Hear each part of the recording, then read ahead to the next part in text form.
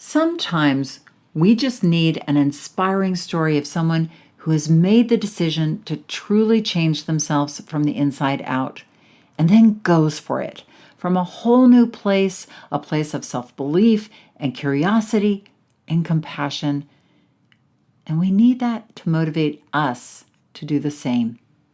I am so excited to share with you my conversation with Rocio Pena of Melbourne, Australia, who talks about her lifelong struggle with weight, including bariatric surgery, and who finally began her weight mastery journey, starting with her mind, and has been releasing weight over the past year to the tune of 95 pounds, who is redefining who she is and life that she is creating for herself.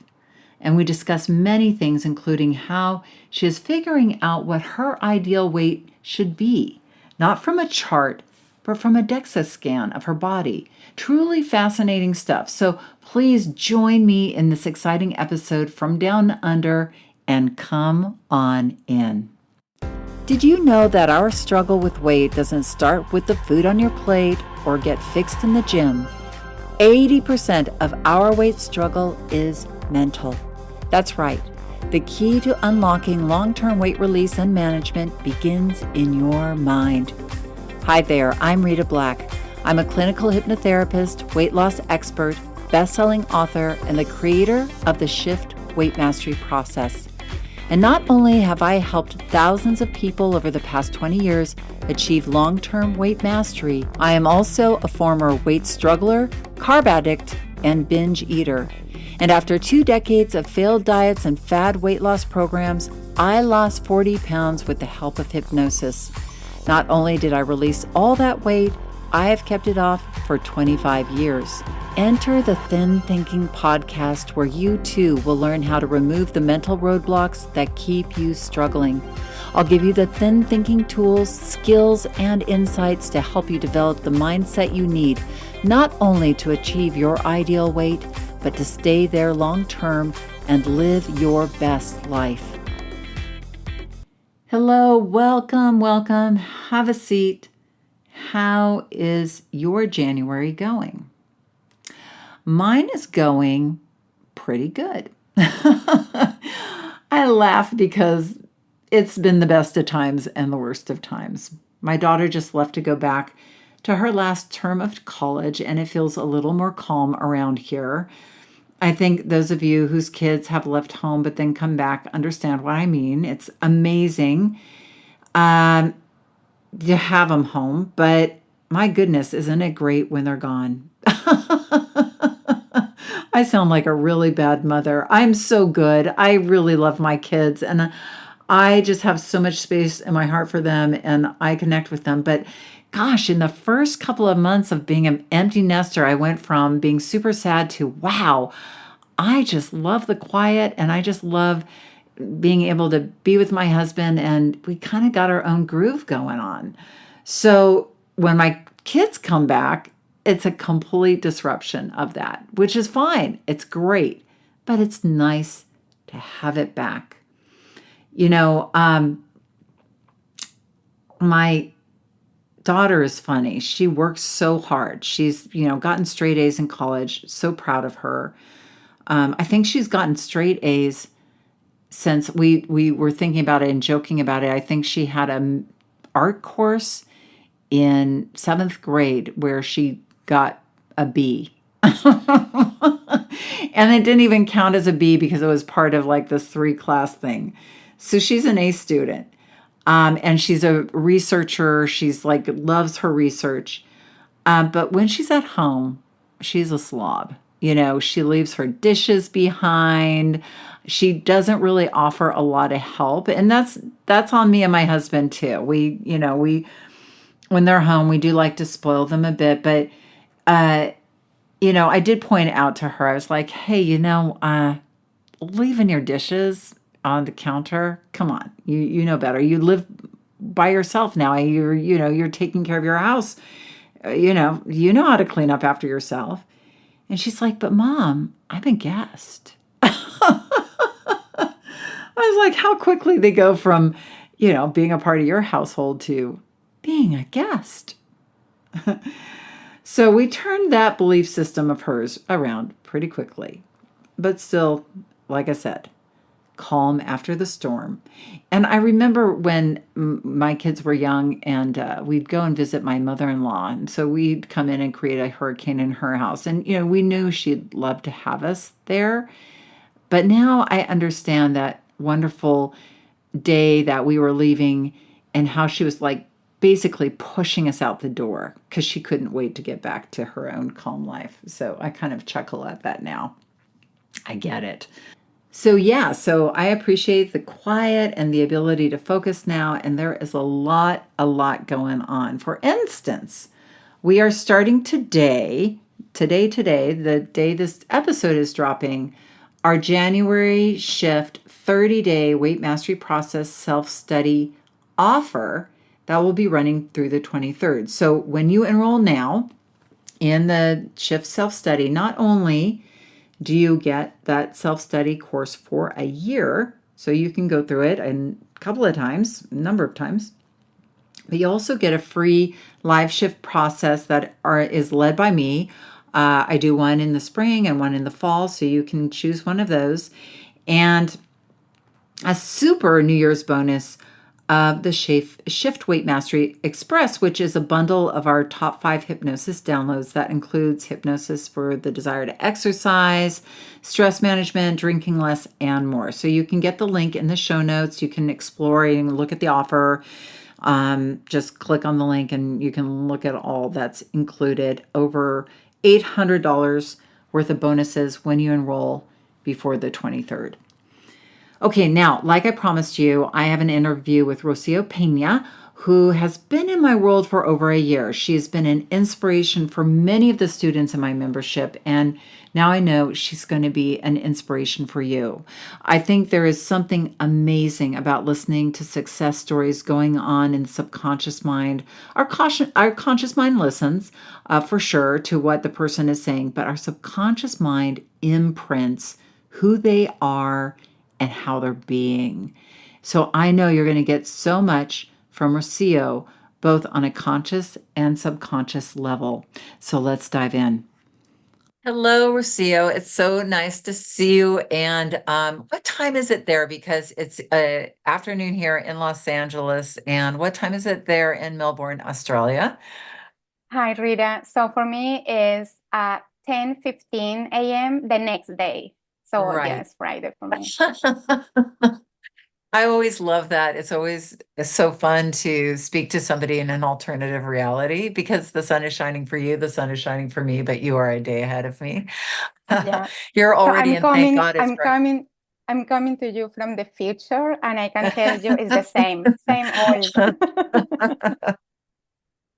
Well, I'm so excited you are here today to share with our audience. I mean, here we are. This is broadcasting in 2024, and it's, you're my first inspirational interview of the new year. So, and I think your story is so inspiring. And I would just say maybe you can just start at the beginning and tell us where you are coming from, and because where you have gone is so powerful. Yeah, sure. So I've been obese my whole life. So I was a chubby toddler. But really, when I was 9 years old, I started to put on weight. Crazy, like crazy. My family, God bless them, they tried to help me in all ways they could. So they tried to Rocio, get me. can I ask you at this point, did your family struggle with weight at all, or were you alone in the struggle? I was completely alone in the struggle. Nobody Okay. in my family had issues with weight. No. Okay. So they try to help, doing the things that you would think would give results, like getting me to exercise, getting me to eat healthy. Unfortunately, I was in a mindset of just rebelling to everything. I was 9, right? So I would eat whatever they give me during the day. And then at school, I will stuff my face with cake and fried things and, baked cookies, things like that. So my grandma took me to my first diet at 9. Mm. Oh, wow. Yeah. I can relate. And then they forced me to wake up at 5 a.m. to go exercise, and I hated it. I really hated it. So Did you it wasn't exercise by really. yourself? Were you exercising by yourself, or did they go with you? Or did they just go exercise? They would take me a couple of times for a run around the block, and Hmm. then by myself. So of course Mm, that didn't last much because I didn't want to do it, and they gave up soon as well after that. mm. Yeah, so I went on this diet, right? 9 years old. It was terrible because they wanted me to do something. I did it while they were watching, and then at school I was doing, all the opposite. I will take money from them and buy things outside the house. So I keep gaining weight. By the time that I went to uni, that I was 16 years old, I was already 80 kilos, and that is around 175 pounds. So I was Okay. really heavy, 16 years Yeah. old, and I was super, super heavy already. How tall are you, Rocio, just so people have a perspective? I'm a very short frame. I'm only 5'1". Okay. Um, yeah, and you thank you for translating into pounds for us. Yeah. I love it. I love it. You're so great. Okay. So here you are at uni. How did you feel like going into uni at that place? Like what was your inner life like growing up before uni? Was it, you know, I know you were rebelling. So was it more focused on rebellion, or were you trying ever to manage your weight? Like, were you trying to, you didn't care? Like, how did you feel about your weight? So it was difficult growing up because I realized I couldn't do the same things that everyone else my age was doing. So I Hmm. wouldn't participate on sports or exercise. Even at school, PE classes were like I was always, trying to get out of them. So it was difficult, but I didn't accept it. I didn't accept that I had a weight issue because all my thing was rebelling against my family. Mm, But by the time that I went to uni, I really saw, yeah, there is a problem here. There is a problem here because I'm not able to find clothes in a store or things like that. So that's when I started kind of managing my way. But it wasn't until almost the end of the uni period when I went to live alone after graduation. Then I started with my actual, weight management process by myself, away from family, so that they right. couldn't see that I was actually accepting that I had an issue. Interesting. Well, I think you could totally hear the shift in you at that point in your life from external forces to internal, like, I want to do this for me. Yeah, Yeah. yeah, that's true. And then I went through a myriad of things. So I did the balanced diet, right? Like trying to eat healthy. There were a couple of institutions that had that kind of diets. And I was always successful. That's the weird thing. I was super Mhm. successful because I'm kind of an A type of student, right? A plus. So I would follow exactly what they said. I would do everything as they said. I would starve myself to death, only to, have that validation that I was doing okay, that was a good person because I was, releasing Yeah. weight. Mm. So I did things like homeopathy, so herbs and plant related things, injections, tons of them, tons of them. Wow. Herbs and who knows what else was on those injections. I did the fat diet a couple of times, that where you eat a lot of fat and low carb and Oh, right. Yeah, like keto, the ketogenic diet. Hmm. But I think it was an extreme version of keto. I remember calling it fat diet because you would eat fried things for breakfast and but very low carbs. Right. I did also massages, injections, all of that kind of thing. And I was successful, as I said before. Like I was able to lose 20, 30 pounds easily, Hmm. couple of months, 3 months, 4 months. And then I couldn't keep going. That was my whole issue. I was always yo-yoing because I couldn't get the weight down. I was good at starving until one point, and then I will go back and start eating carbs. For instance, if I haven't had carbs in 4 months, as soon as I started eating carbs again, my weight would go up. Right. So when I reached 250 pounds, 250 pounds, that's 113 kilos. I had a surgery. I had a bariatric surgery. Okay. And how old were you at this point? So I was around 27, 28 years old. Okay. That was Okay. 2008 that I had this one. So I didn't qualify for the full bypass. So Hmm. they suggested to have something that they call the adjustable lap band. And this Okay. is a really interesting one because it's not as invasive as the Mhm. bypass. And what they do is they place, imagine that you have like a lifesaver or a ring, and they Yeah. put that on the top part of the stomach. And there Right. is like a small tube connected to it, and then there is a port that is palpable to the abdomen. They will inject something and then it will grow and then the food will slowly come to the main part of the stomach. So what that meant for me was that I will get full with very small amount of food really quickly. Yes. Um, and it worked as every other diet had in the past. It worked. I released 100 pounds with that Wow. thing.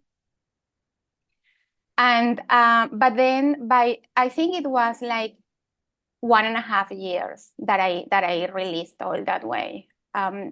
It was good. It was like I was feeling good, but it wasn't. I was miserable because I will frequently throw out after eating, Hmm. and then there was a point where I was throwing out even liquids. Like I couldn't have a Oh. shake. I couldn't have even a coffee because I would throw it out. So Is that typical with a gastric band? I think it is. Unfortunately, I think it is. The procedure that is recommended right now, that is the sleeve, Mhm.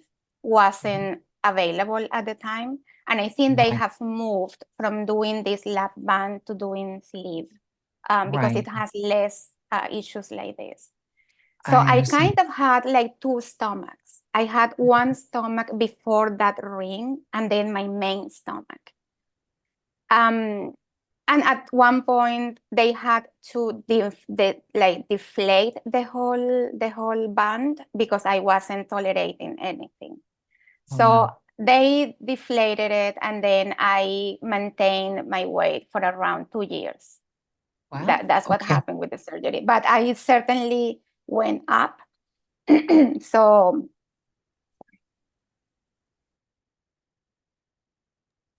So from those 100 pounds, I think I went up like 20. And then I stayed there for like 2 years or something. Okay. So yeah, another successful attempt. Only that I moved to Australia by that time. And then I got really sick, Rita. I developed an infection in my body. I had lumps around the band and around the port. The Here. doctors didn't know what was happening with me. I was a newbie in Australia, so I came to Australia in Feb 2014, and this happened in July the same year.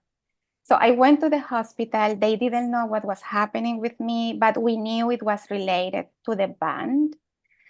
Um, super unwell. They operated on me. I spent 2 weeks in the hospital, and I really thought that was it. Like, I'm gonna die here. I'm gonna die. This is it, because they didn't figure it out. It was all a blurry. It was super blurry. They didn't know. I didn't know. I was super unwell. And the conclusion was, let's remove the whole thing. And Right. they did it. And how And they did did you feel about that? Like knowing that like sort of your safety blanket was being taken away. I guess it was like do this or die, right? Like you Yeah, didn't know. kind of Okay. thing. Yeah. Yeah. Yeah. It took me a while to really accept that I had to do that. Mhm. But at the end, it was, yeah, do this or you're gonna die. So I had to do it. They removed Wow. the band, and it took me a while to recover from that surgery as well. I was having like cicatrization issues after the surgery. It took me roughly 1 year to completely heal the wounds, all because of the band. I developed a really bad um, bacteria or something. Okay. Yeah, Oh. it was awful. And I blamed myself because I did this to myself. Mm. Right? In my mind, I didn't have enough willpower, so I had to have the surgery. And now I almost died because I did that. Yeah, I And I think a put, lot of people have that, like with the bariatric surgery and even the sleeve, like mad at themselves, regret, um, even if they don't have that infection or have to yeah, have it removed. There's some yeah, sort of in those 2 years that you were keeping your weight off, so you had the band that entire time. So you were living with the band, you were doing those things, but then it got to this bad point and then you had it removed. yeah. And then you started beating yourself up about it. So when they deflated it, but I still had the band, I couldn't go overboard with my food still. So that's why I was keeping the weight, because the Mm. band was there. So Yes. at some point, I was still getting some benefits from it. Mhm. When they remove it, then it was free again. So, Mm. and also something that I want to mention is that they operated my stomach, but not my mind. Yes. So um, I went to see a psychologist, and I went to see a nutritionist, but it was all like checking a box only. I never really believed in the process, and I never believed that I had to change my way of eating and my lifestyle. So all I Mm. wanted was the quick solution. Just keep Mhm. this, weight off so that I can go back and eat whatever I want. Yeah. So I would eat, I would have ice cream every single day, because that was possible to go through the band, I instead of see. having proper food. So my mindset was terrible, was really, really not in a good place. Mm.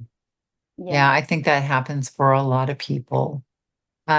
So when you were healed, once you were finally healed, what happened next for Yeah. you? So my weight started to, increase quickly, very quickly. Like I would weigh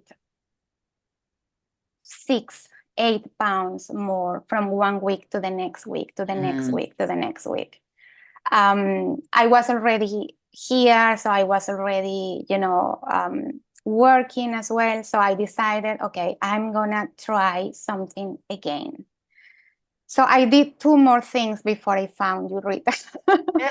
So the next thing that I did was I went through. Have you heard about the SCG diet? SCG. Was that the hormones? Yes, Or yes, yes, that's yes. that's I the have heard one of that that. the placenta generates when pregnancy. So they Yes. injected me that hormone, and the idea was that I was able to stay in a 500-calorie diet, only Right. 500 calories per day. But Yes. with this hormone, I wasn't hungry. And I wasn't hungry. But it wasn't maintainable in the time, because only 500 calories is not a Yes. lot. So No. you see the pattern, right? I was always Yes. restricting, restricting, restricting, starving, starving. That was my pattern always. Yeah. Yeah. I released some weight with that hormone diet, but I couldn't take it anymore. And it was super expensive as well.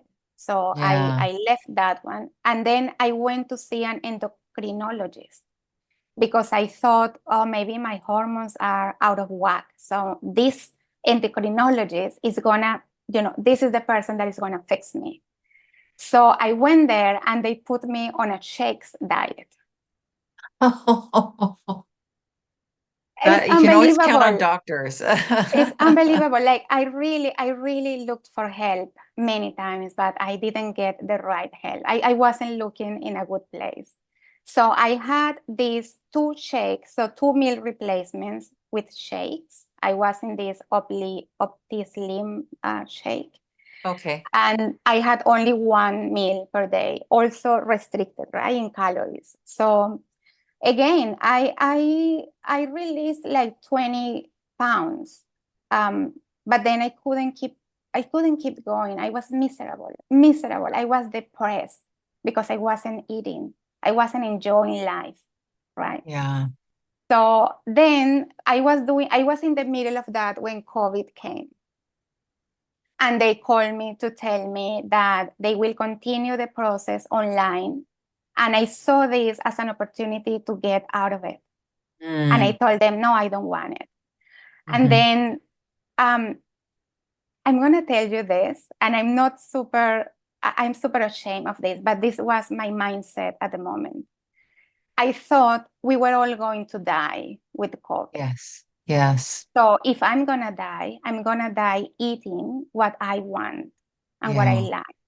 And Yeah. I went on this super wild period where I ate whatever I want during COVID, whatever I wanted, cake, chocolate, hamburger, everything. We had Yeah. really heavy restrictions here in Melbourne, and we were allowed to go only once per week to the supermarket. Oh, wow. It wasn't really forced, but it was suggested that I only one remember that person per week. Australia, we had an Australian friend who got stuck in Australia.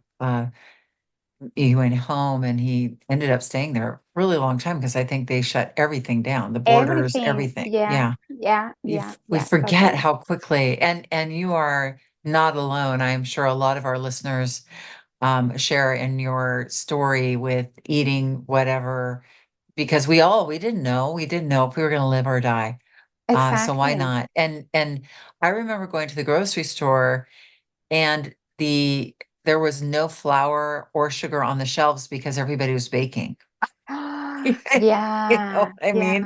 yeah, Everybody was comfort baking, and I mean it was wild. it was So wild. I totally vibe with your I mean, even though you're being super vulnerable and I appreciate it, I think everybody's nodding their heads and saying, "Yep, I did that too," Yeah, like a yeah. lot of people did.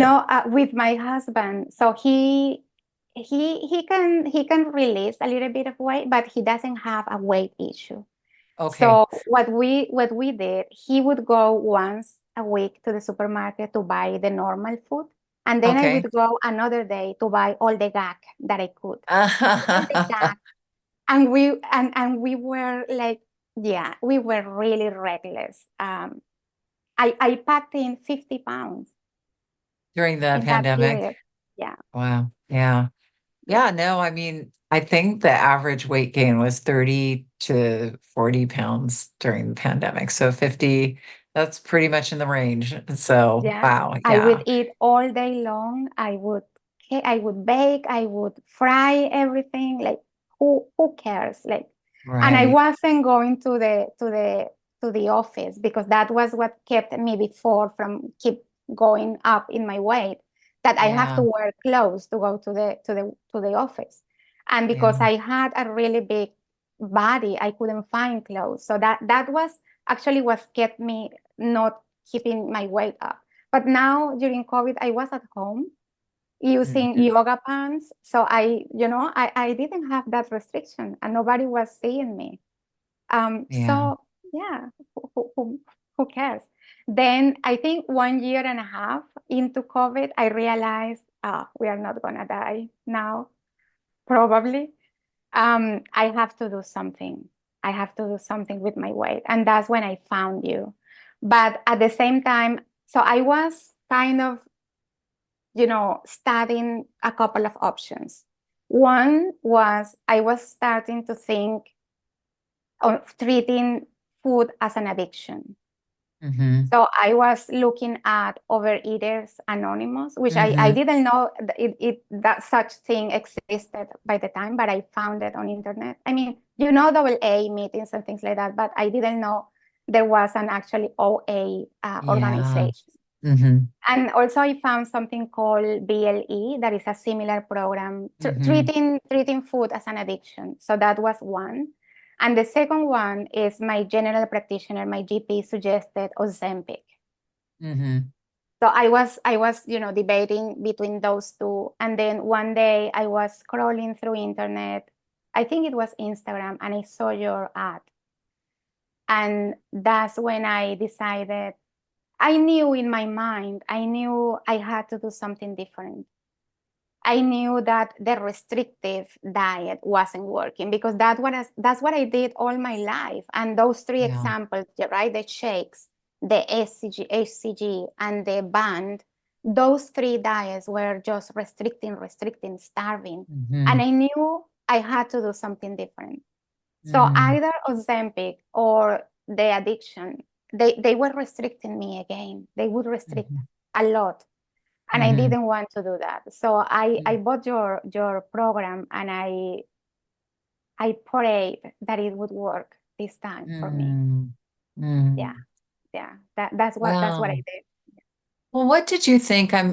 Well, thank you for finding the program. I understand too, like when you're stuck in that struggle, and I mean, how human to just want to get out of it as quickly as possible. I mean, as you know, Rocio, we talk about this a lot in the shift, like that, the pain of the struggle, we become very vulnerable to wanting to get out of it as quickly as possible.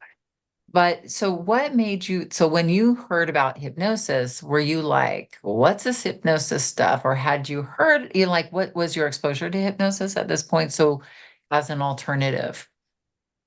I was familiar with meditation because in the 90s, I was familiar with Jose Silva mind control method, because my grandma Mm. used to take me with her to those meetings.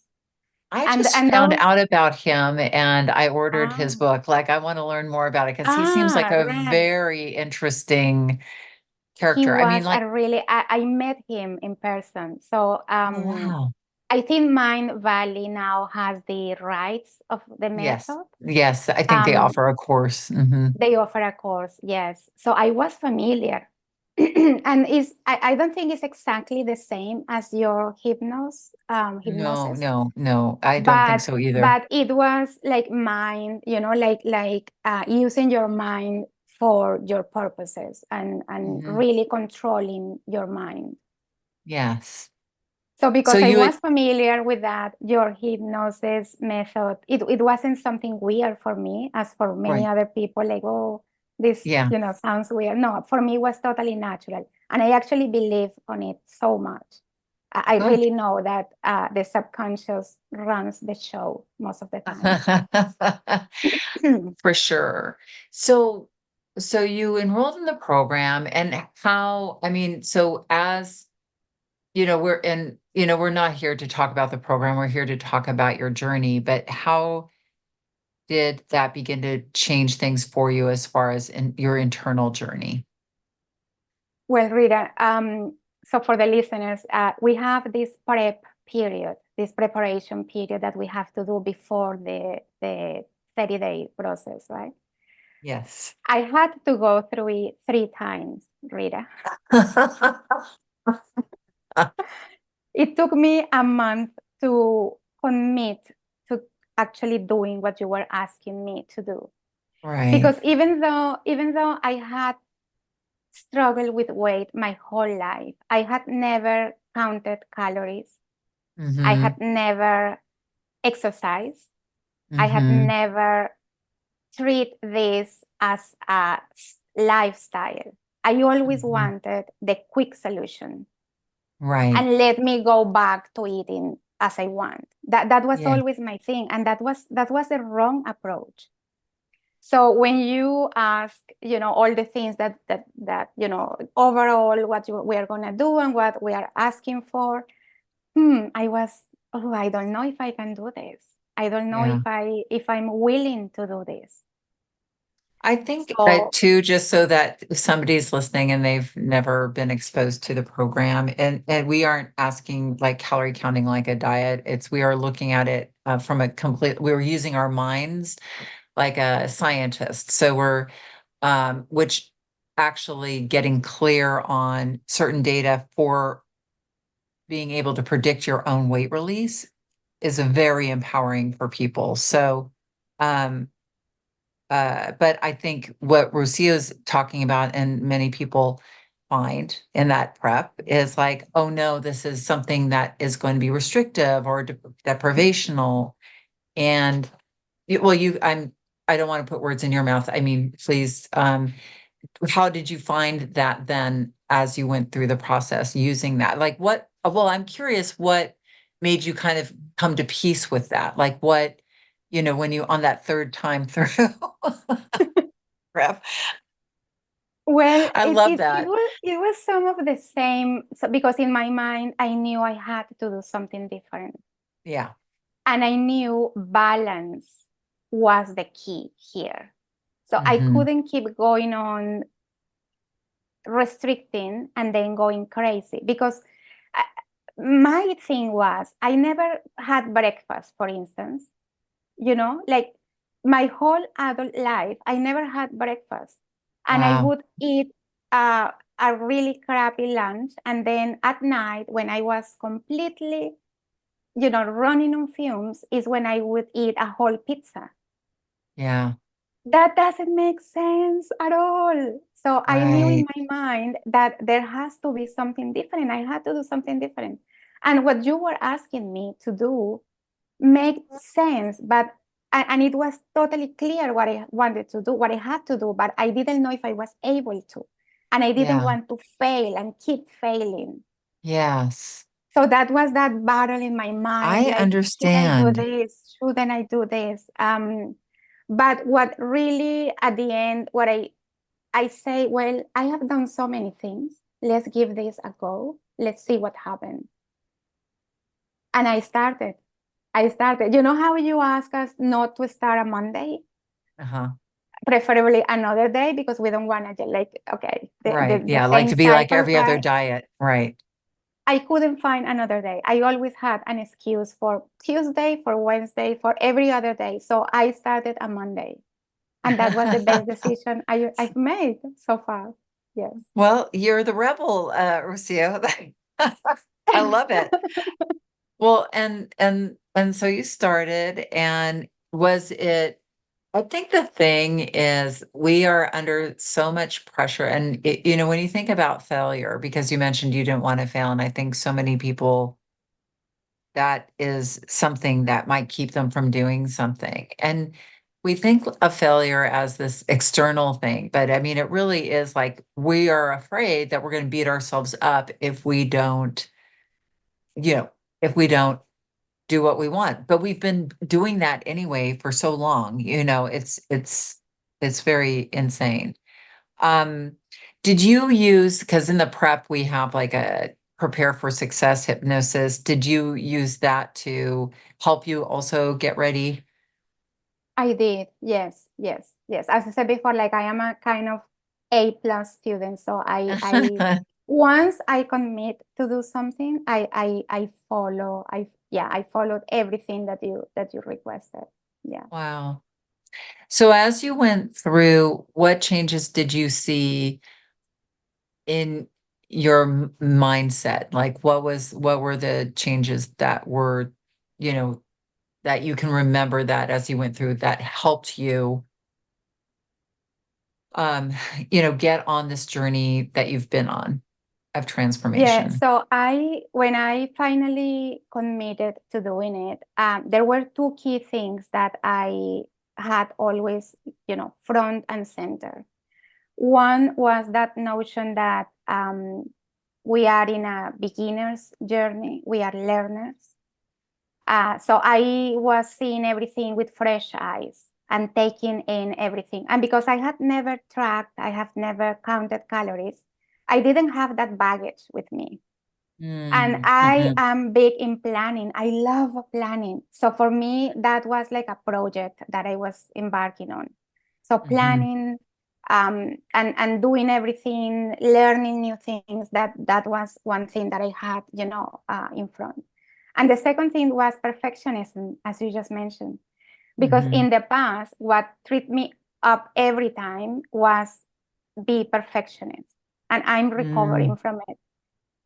So because, I did something that wasn't on plan, then I blew everything, as you always say, and then I will start again, next week. I didn't allow me to do that this time, under your suggestion. And I think that was the game changer for me. So if I went off plan, I would go back in the next meal possible, as soon as possible. And that was, kept me going, not only during the first 30 days, but during the 13 months that I've been in my journey. Yeah. Those two things, not being perfectionist. Like at the beginning, actually, I thought, well, I have to, be careful. So I was trying to do one thing at a time. So I focused on food during the Mm-hmm. first 30 days. I didn't exercise at all. Okay, And good. then the second thing in January was, okay, I'm going to start exercising. And then like by April, I worked on improving the quality of my food because I was eating still a little bit, off in some places. And yeah, like every month I have something new that I'm working on perfecting. um, that was the strategy, and it worked really, really well. And of course, listening to the meditation and the hypnosis every single day. Wow.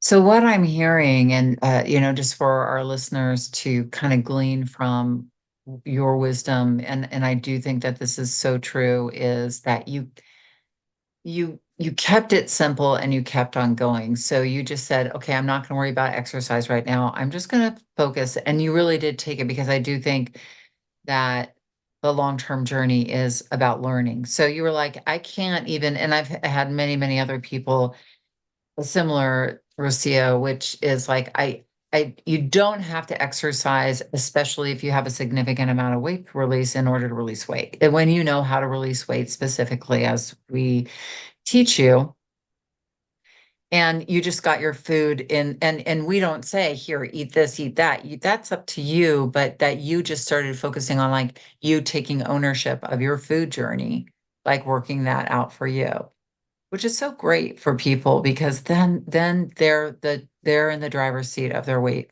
loss. That And was huge for me, Rita. You don't know how much that was the change that I had.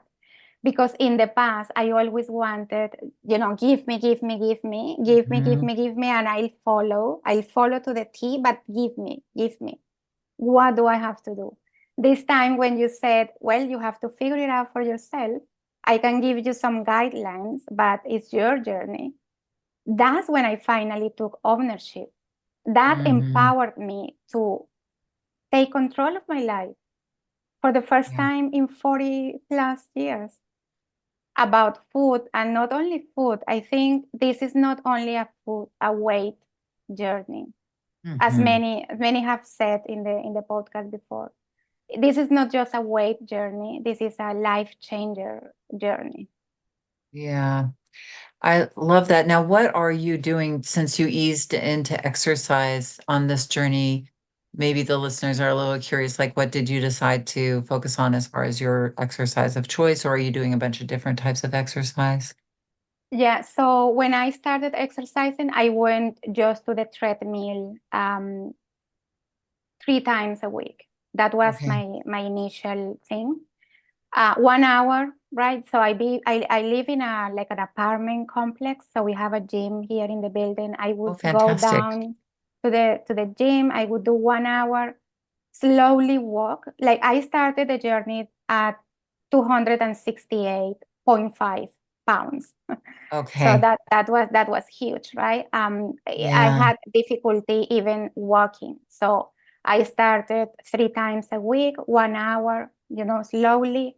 I sweat a lot and, you know, all good. Then I think I did that for a couple of months and then I started feeling better. And I wanted to start walking, like walking in the real, under the sun in the real streets. So I reorganized my work schedule so that I could go for a walk after lunch every single day. Wow. That's And so cool. I'm still doing it. And I found these virtual challenges on internet where you win medals for kilometers or miles walked. So I bought a bunch of them and that kept me motivated to keep doing it. Um, Then I was combining the two of them. So walking every single day plus treadmill 3 times a week. And then it was 2 times a week. And now, more recently, just last month, I started doing some strength training as well in the gym. Cool. And I love it. Now, like, I really need my daily walk after lunch. Like, that's Yeah. part of who I am now because I have changed completely my identity. So, um, that's something that I have to do every single day. After not wanted to do it at the beginning, Mhm. now it's something that I do no matter what, even if it is raining. If it is raining, I'll go to the gym because, it's here in the building, so I can do it. If, you know, I manage. I find a way. And I Yeah. think that that's also part of the mindset change. The mindset of how can I make this work? How can I exercise every day? How can Yeah. I get my protein every single day? And Yeah. find solutions around the question. Yeah. Wow. So, how has your husband been supporting you? Because I know, like, how long have you guys been married for? Oh, it's been 18 years already. Oh, wow. So he moved to Australia with you from Yeah. Venezuela? Yeah. Okay. Yeah. Yeah. So he's been with you a long time. What does he think of your journey and has he been supportive of it? Because I think a lot of Oh, people are challenged with spouses who might not be supportive. totally, totally. I am so, so lucky, Rita. I have, every person might say this, but I have the best husband. He's been super supportive with my journey. Oh, Even when I had the surgery, he didn't want me to do it, but he mhm. accepted it at the end. But with this time in particular, he's super supportive. He only asked, "Okay, what are we doing today? What are we Oh, eating this week?" He goes with me to the gym sometimes if he has the time, he will do it. oh, good. He finds recipes for me, low carb, and he asks, "Can we eat? Can we eat? I don't know, Do we eat flour, or pizza? can we eat something that he wants to eat?" And then he's super supportive. So I sometimes cook different things for him because he can eat those things. I can't. Right. Uh-huh. So if something that is not super triggering for me, I would cook it for him, and he eats whatever I do. So I love it. So you've been on this journey, you've released 90 pounds. 95 now. 95. Amazing. Yes. Okay. Oh, that's great. So, what for you, like if you had to go through the phases, so because I think for our listeners, what I'm curious in, because that's a 13th month journey that you've been on so far. And I want people to understand, I talk about all the time that I think in the normal diet industry structure, as you have, you know, so eloquently kind of walked us through, is that we end up focusing on something, losing a bunch of weight, stopping, going back, losing weight, going back, losing weight. But that long-term weight management, it's a journey, and it actually occurs in phases, meaning like you kind of go through your initial, first part of your journey where you're figuring things out, you're figuring out your food, and then and then, maybe you go through and you have a plateau, and this is all an ongoing relationship with yourself. But if you had to break down like phases, your 13-month phases, what would you say for you were that have been the phases so far of this journey of 95 pounds? Yeah, so Rita, I would say that I'm still in the honeymoon phase, and I'm super proud of saying that because I have kept it fresh, always Mhm. looking for the next thing. How can I, as I said before, how can Keep I myself improve my engaged. my quality? How can I keep doing exercise without it being a pain? How can I keep myself self motivated?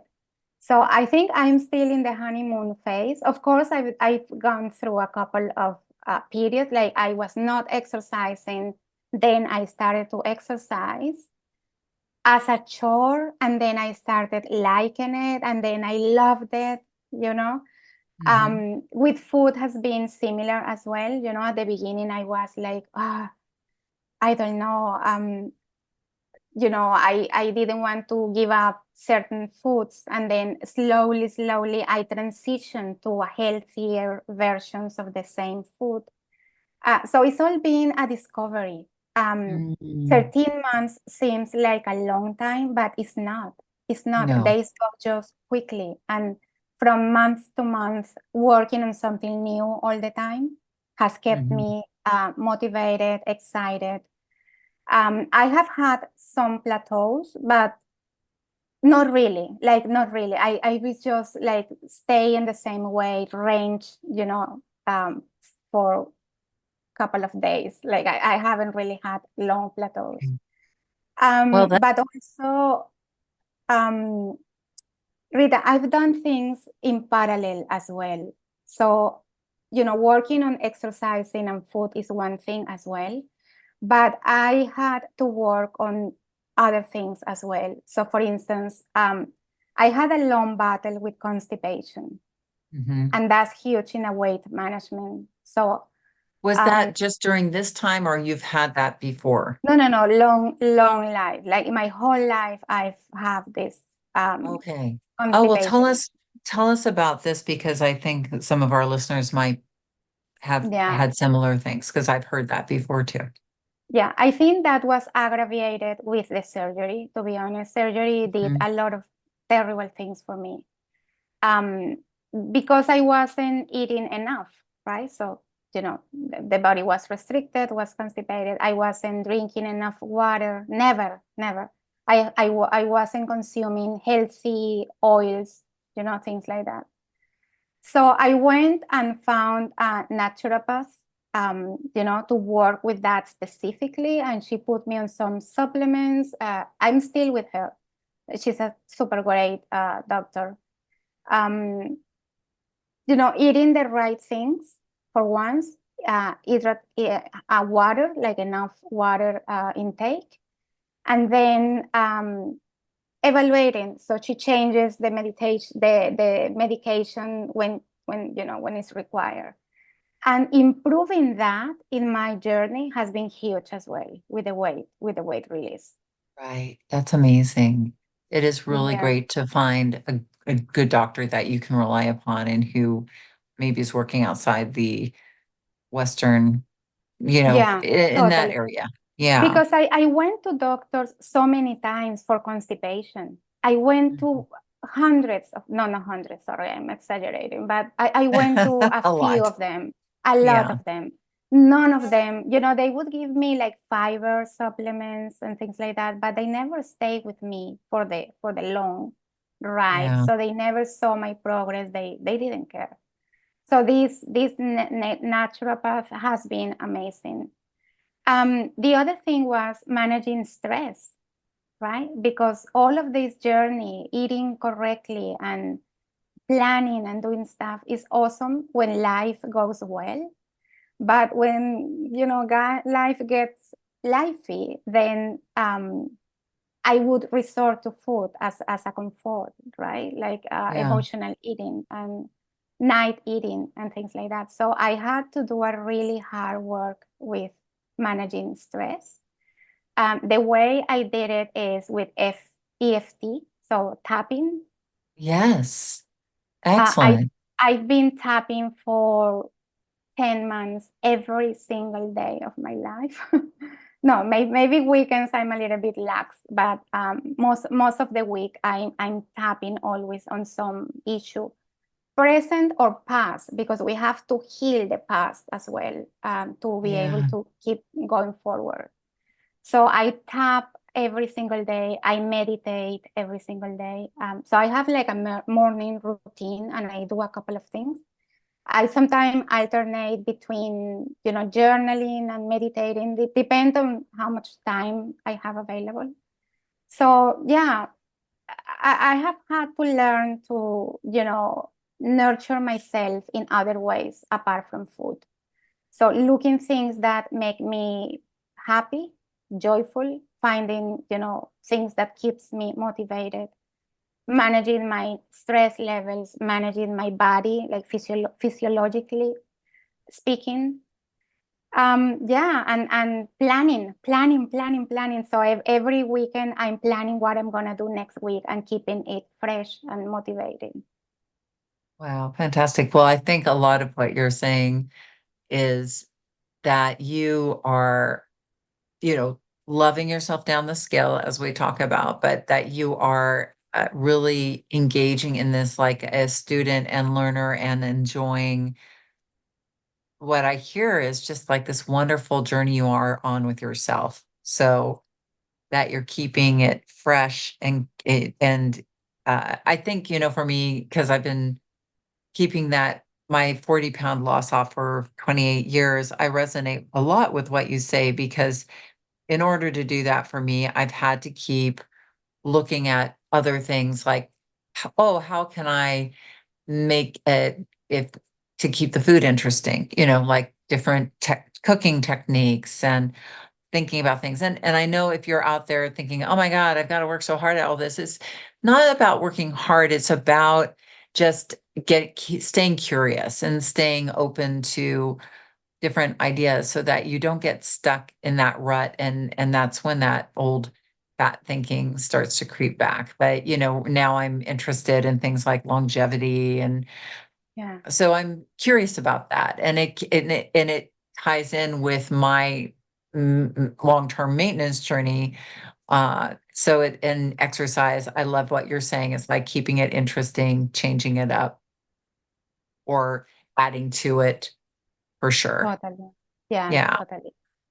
Um, so what is your vision for 2024? Like, what's your big vision?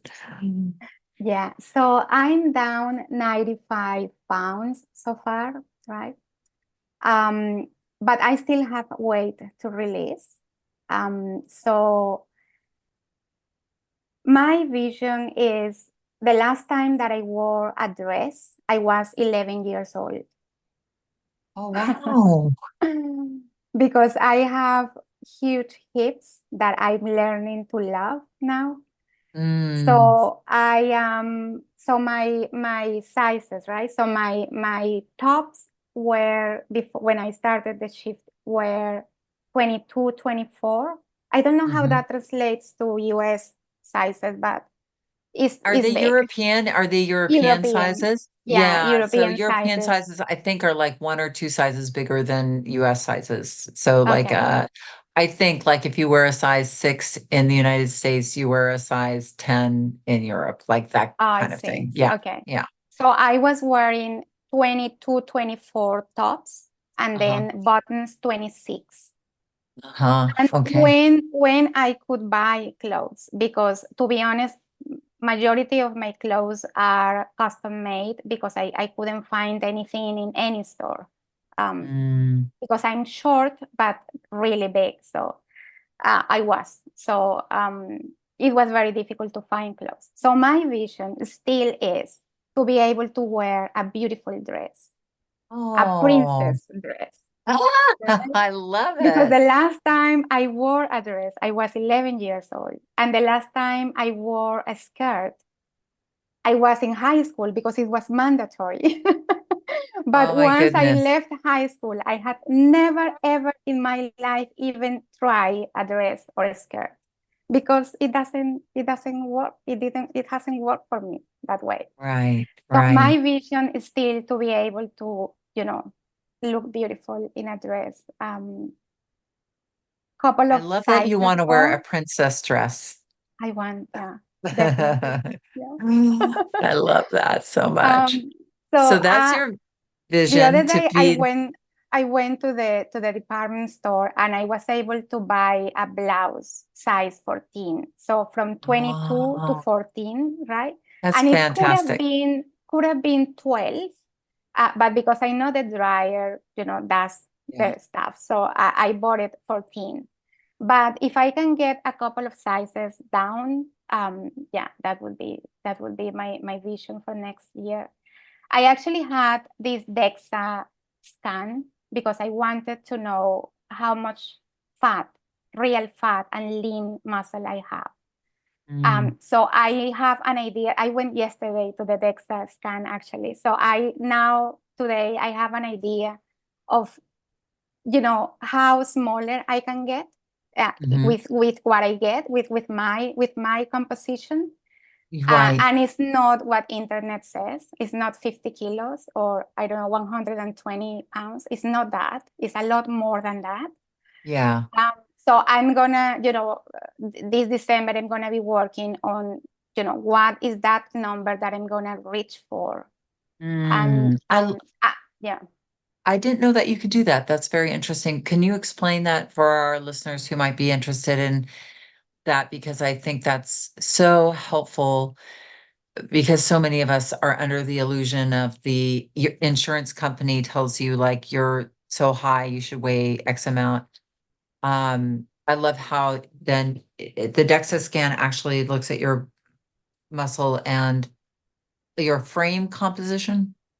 It does, yes. So I didn't know about this either, but just looking on internet, I realized there is this scan. It's like a CT scan or an MRI. It's just, Yeah.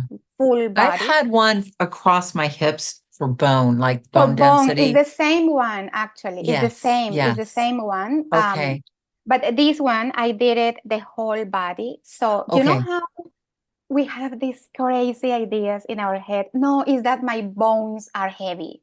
Like my right. family has big bones. Yes, So I wanted to, smash those concepts in my head. yeah. I actually have only 2 kilos of bones. That's like four Oh, pounds. interesting. Yes. Interesting. I have, so the scan gave me a picture, a color picture of my skeleton, my bones, my fat Hmm. distribution, although I Hmm. know more or less what it is, my fat, and then the lean mass in my body. Hmm. Oh, And interesting. between bones and Hmm. lean mass, I'm already 52 kilos. So I But I could never go down from that because actually you need fat around your muscles. yeah. At So least 10 that 52 kilos. kilos is translate that for us, it's 140 pounds? 52 is a little bit higher, like 110 maybe. 110. Okay. And then okay, and then fat around that. Right. So your yeah, initial idea of like 120 pounds would be way too small. Yeah, exactly. So the formulas that I have found, so it's 115, Rita, exactly. So 52 kilos is Hmm. 115 pounds. So I can never go down that because you still need fat around, right? At least 10 Right. kilos of fat. So I'm gonna figure out because those formulas that I have found on internet say that for my height, my age, I should be certain amount, and that's impossible. That's Right. impossible unless I lose my lean mass, and I don't want to Yeah. do that, right? Which you Because don't want that's to do. exactly. So Yeah. it I was love it was kind of eye-opening. I always wanted to do one of those. And do you to just go just to somewhere and smash. tell them? Because I'm sure people are Yeah, going, what do I do? How do I get a DEXA scan? yeah, I just looked it up on internet, DEXA scan, and there is a guy here. There are many, but there is a company that does it. You need Mm, a GP referral for that, okay. but the criteria is super simple. Like, are you trying to manage your weight? Check, Ah, and then you can go and have those. But also, it gave me like bone density, and I have a really nice density. So oh, yeah, good. it was super good. Yeah. That's So excellent. So, with that knowledge now, I feel empowered to go and try to reach a valid number, or not valid, like an achievable number for my yeah, weight. Because I've been obese my whole life. Like the smallest I was after the surgery, I still felt really fat, right. and big, and my hips were huge still, but because my mindset was different as well. So now with my new mindset, with my new knowledge, I'm gonna reach for something that is achievable and that I'm happy living with, that I'm not miserable. Yeah, I love it. That's the And I most love, important. thank you for, you've like enlightened me on the DEXA scan. That is so great because I do think that there are many people who haven't ever been at their ideal weight or what you would consider and just have no idea, like, what is that for me? What does that look like? And we're all built so differently. So that's amazing. Thank you I think for that. the closer we have is the BMI, but Mhm. BMI is like it's not a real measure. It Yeah. doesn't say anything. So And I think it can be inaccurate because you might be very much muscle and very little lean fat, and you're still in obese territory because you just made way more. Some people are very, because I used to have a scale in my office, I don't anymore, but when people would weigh in, I was always surprised because some people can look heavier because their mass is bigger, but they actually on the scale weigh a lot less than you would imagine. And then the opposite would correct. be true. Somebody would be very compact and lean, but weigh a lot more than you would think by looking at them. So, you can't go by any of that. And I love how you are such a scientist, Rocio. I am. I have my I have my code with me all the time. Yes. Well, that's So what I studied. So I studied computer science at uni. So I'm really, scientific focused I all the love time. it. I love it. I know you're like a real like you said, a self-claimed nerd. Yeah. Um, what if you had to, what would be the first step that you would recommend anybody who wants to start a journey like yours? Like, like what would just be your advice or inspiration or motivation for that first step forward? Yeah. So I would say for anyone that want to release some weight, but especially for people like me when I started, that because I think there is a difference when you have 20 or 40 pounds to release to is different to when you have more than 100 pounds to release, because you would get discouraged quickly Mhm. if your weight stalls, or you have a slow process, you would get discouraged. But what I would like to tell them is that there is a way to do it, and it doesn't have to be a drastic way as a surgery or um, food addiction. It really doesn't have to be. There is another way, a way that would make you happy and that is going to be sustainable during the time. Because losing the weight is not the end goal. The end goal is maintaining the weight that you have released. And that's what we are going to keep doing for the rest of our lives. So I think we have to look at it differently. It's not the release process. It's how am I going to maintain whatever I manage to release. There is a way to do it where we don't have to restrict so much. Um, where you can be happy and you can stay motivated so that you will, keep going until the end. My ultimate goal is to reach a healthy weight that I can maintain for the rest of my life. And it's And possible. It's definitely yes, possible.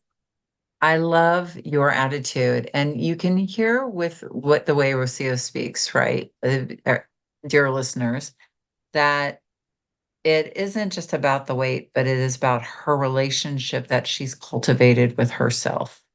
And you can tell from somebody who was like gave up on herself a lot to somebody you can tell you clearly respect yourself. You clearly are your own leader, like the self leadership that this has taken, this journey. That's what I love to see when people take the ownership and they start leading themselves on their journey, is that it changes you from the inside out, and it's not just the weight. Although I know everybody wants to release weight, so I get it.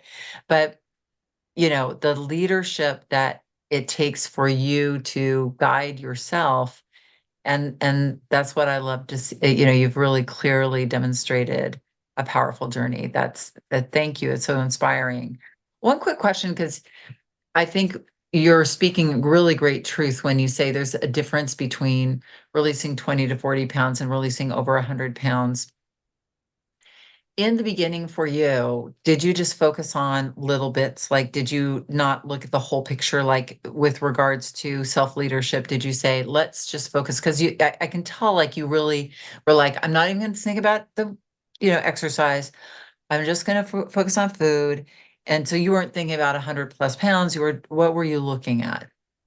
Yeah, that's a really interesting question, Rita, because if you, at the start of the journey, if I had looked at the whole picture, Mhm. I would feel really dismotivated because, you know, with that release, like the maximum amount release recommendable is 2 pounds per week. And even though with that it's a little bit, in the hard side of things, if I do the math, it would take, more than 1 year or something. If I had thought about it at the beginning only, oh, it's too much. It's too much. It's too much. So what I did, and I love how there is an app that creates milestones for you, but you can do it Mhm. by yourself as well. Like, let's say the next 10 pounds or the next 5 pounds. And that's how I've been doing my thing. I'm Oh, always good. just looking at the next. So right now I'm looking at the 170. That's Mhm. I think it's my 11th milestone that I'm gonna reach, and I'm only focused on that. After that, I will see the next 10 and the next 10 and the next 10. I love But it. So you, also, yeah, knowing that is, even if it is one size down in my clothes, even if it is one less pain, let's say on my knees, even if it is something, even the smallest thing would give me, that comfort from one side to the next. But yes, you I are love totally it. right. You are totally right. We can't just look at the end goal because it's too much. It's too much. Yeah, it would be overwhelming and your mind would just shut down. I love Yeah. how you broke it down into little milestones. That's fantastic. Well, this has been so great. I know you have to get back to work. It's the workday for you, but I want to thank you so much. This has been motivating and inspiring. And I want to just say how honored I am to have been a part of your journey. And it is just really, I always see you in our membership, and you are always contributing, but also just watching your growth as a human being is just really remarkable. So thank you for being a part of this, and thank you for coming on and being generously sharing of yourself today and your journey. Thank Thank you you so so much, much for Rocio. having me, Rita. And I want to say that I want to thank you for all that you do for us in the community and in the process. You empowered me to change my life, and I will always be super grateful for that. Oh, well, thank you. Thank you. Well, like I said, I'm honored, and it's a joy. So thank you so much. And we will look forward to having you back to tell us more about your journey. Absolutely. Thank you, Rita. Maybe in your princess dress. Ooh. We'll have you sitting here in your princess dress. All right. Thank you, Rocio. Thank you. Wow. Thank you, Rocio, for sharing on such a deep level your powerful story. And if you are inspired to begin your journey out of the struggle into a more powerful mindset, please check out the link in the show notes and take advantage of our Shift 30-day January self-study offer that will be running through the 23rd. And when you enroll now, not only do you get this hypnosis-based offer, but this process that you can have for over a year that is self-guided, so you can start at any time, but you can also participate in this year's spring or fall shift and also get that bonus program of the 5 top hypnosis downloads that includes exercise, stress management, drinking less, and more. And grab that link in the show notes. Like I said, it's over $800 worth of bonuses when you enroll before the 23rd. All right, so now I hope you have an amazing week. And remember that the key, and probably the only key to unlocking the door of the weight struggle, is inside you. So keep listening and find it.